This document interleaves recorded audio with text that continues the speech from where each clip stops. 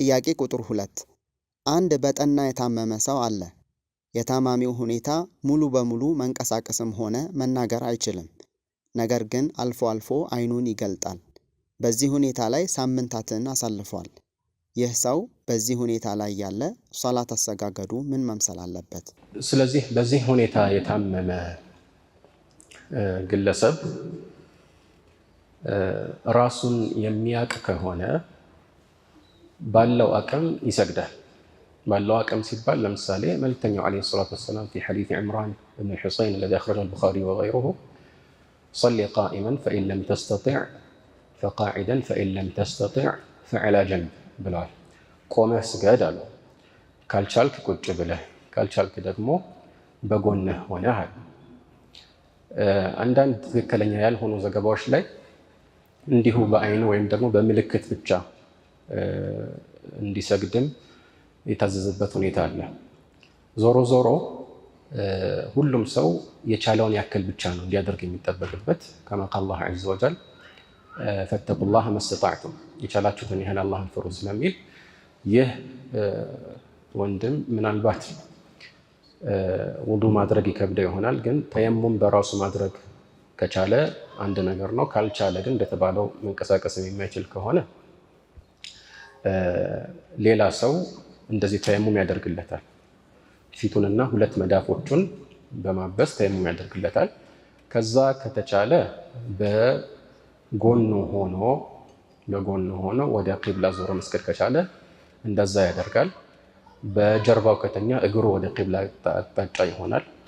ከዛ በኋላ እንቅስቃሴ ማድረግ ከቻለ እሱ በማሰብ ብቻ ለምሳሌ የሚቆምበት ቦታ ላይ እንዳለ አስቦ ፋቲሐን በመቅራት ከዛ በኋላ ሩኩዕ ላይ እንዳለ አስቦ ሩኩዕ ላይ የሚባሉት አፍቃሮች በማለት በዚህ መልኩ እንደሰገደ ይታሰብለታል ማለት ነው። ይሄን ያደርጋል። ይህ እንግዲህ ራሱን የሚያውቅ ከሆነ ነው።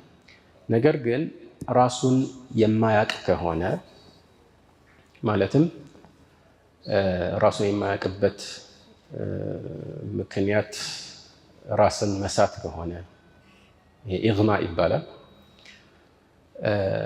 ዑለማዎች በዚህ ላይ ውዝግብ አላቸው። ግን ጥያቄው ላይ የተነሳው ምናልባት ወደ 1 ሳምንት ያክል ሆኖታል የተባለውን ካየን አመዛኙ ቀውል እዚህ ላይ ወደፊት ቢሻለው እንኳን ምንም ቀዳ የለበትም። አሁን ጠብዓን ያው ላይ ተወጀሁ ኢለይሂ ኺጣብ መሰረቱ ግዴታ የለበትም። ምክንያቱም ራሱን አያውቅም ማለት ማንም ሰው ሊያናግረው አይችልም። ራሱን የማያውቅን ሰው ስገድ አንልም።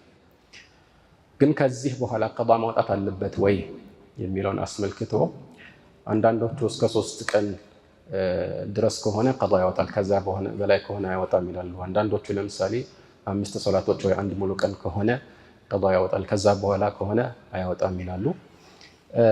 የዚህ ውዝግብ መነሻ ይህ ኢግማ የሚባለው ነገር ይበልጥ ከጁኑን ወይም የአእምሮ መታወክ ወይም እብደት ጋር ነው ይበልጥ የሚመሳሰለው ወይስ ከእንቅልፍ ጋር ነው ይበልጥ የሚመሳሰለው የሚለው ውዝግብ ነው። እና የተሻለው ያው ከአእምሮ መታወክ ጋር የተመሳሰለ መሆኑ ነው። ያ ማለት ከሁክም አንፃር ነው፣ የግድ ተመሳሳይ ናቸው ሙሉ ለሙሉ ለማለት እንዳልሆነ ግልጽ ነው። እና ያ ማለት ከእንቅልፍ የሚለይበት አንዱ ነገር የተኛ ሰው ቢቀሰቀስ ይሰማል አይደል? እና እንደተኛ ሰው ብናስበው ኖሮ መልእክተኛው ዓለይሂ ሰላቱ ወሰላም እንደተናገሩት እንቅልፍ ሲነሳ እንዲሰግድ እናዘው ነበር አይደል? ነገር ግን ይህ ሰው ጭራሽ በዚህ ሰዓት ቢቀሰቀስ የማይሰማበት ራሱን እንዲያውቅ ቢሞከር የማይሳካበት ሁኔታ ላይ እስካለ ድረስ በተለይ እንደዚህ የረዘመ ከሆነ አብዛኛዎቹ ዑለማዎች እዚህ ላይ ቀዳ የለበትም ነው የሚሉት። በኋላ ራሱ ቀዳ የለበትም ነው የሚሉት ማለት ነው፣ ራሱን የማያውቅ ከሆነ ማለት ነው።